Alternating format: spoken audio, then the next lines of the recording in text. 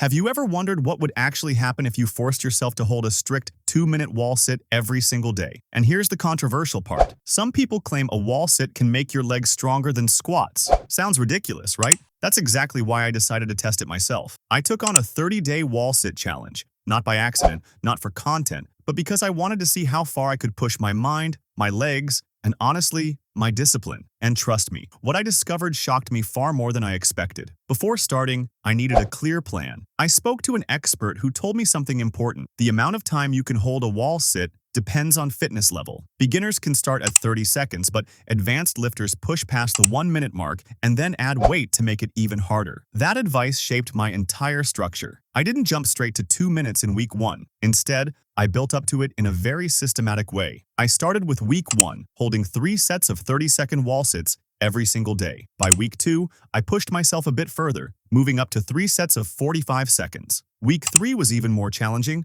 with 3 full sets of 60-second wall sits each day. And by week 4, I took it to the next level, 3 sets of 60-second wall sits with added weight, really testing both my legs and mental endurance. My goal was simple: get strong enough, mentally and physically, to hold a clean, disciplined 2-minute wall. Sit every single day without breaking form. And it didn't take long for reality to hit. The first few days were humbling. The wall sit looks easy until your legs start shaking like they're trying to escape your body. I quickly realized something important. Wall sits aren't just a physical exercise. They're a mental battle. By the end of week 1, I noticed the first real transformation. My legs were shaking less, my knees felt more stable, and the burn, although painful, didn't scare me anymore. That's when the next lesson hit me. Wall sits are boring. There's no movement. No excitement. You're literally stuck in place, staring at the floor. I noticed my mind drifting to random thoughts. Work, food, what to watch on YouTube, until suddenly the burn kicked in and every thought disappeared except, why did I choose this torture? To survive it,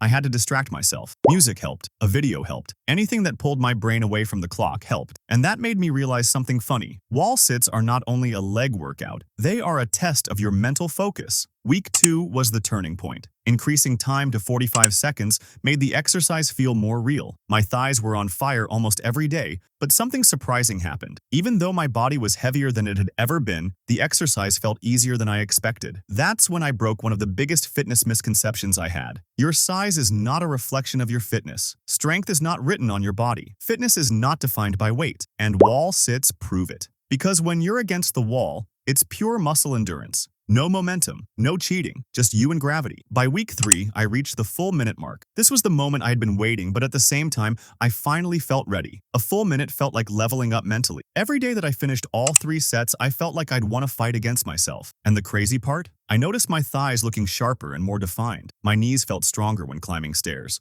My balance got better. I even felt more stable during unrelated exercises, push-ups, squats, and running. But week 4, that was a different beast. I added weight by placing a dumbbell on my lap. This turned the wall sit into something brutal. Every second felt like double the effort. My legs screamed, my breathing got heavy, and my mind wanted to quit even earlier. But this was the week I saw the biggest transformation. Not in strength, although that improved massively, but in discipline. There's a specific kind of confidence you get when you willingly put yourself in discomfort every single day and push through it. I started noticing this confidence leaking into my day-to-day life. I made decisions faster. I hesitated less. I took more risks, and all because I trained my brain to stay calm in discomfort. However, there's one part I didn't expect. Stretching is absolutely essential. In the first week, I skipped stretching because I was busy. Big mistake. My quads became tight, sore, and stiff. Every sit felt twice as painful simply because I didn't take 2 to 3 minutes to loosen up. Once I added lower body mobility, quad stretches,